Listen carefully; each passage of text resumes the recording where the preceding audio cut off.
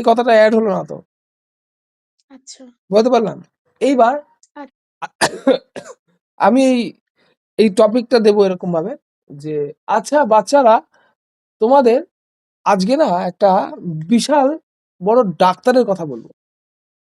সেই ডাক্তারটা জানো তো একটা ভদ্রলোকের কাশি দেখে বলে দিয়েছিল তার গ্যালোপিন টিভি হয়েছে।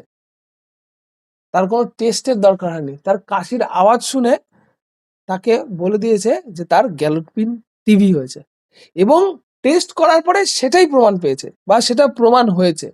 আমি যে ডাক্তারটার কথা বলছি তিনি হচ্ছে পশ্চিমবঙ্গের একটা সময় মুখ্যমন্ত্রীও ছিলেন, তিনি হচ্ছেন ডাক্তার বিধানচন্দ্র রায়।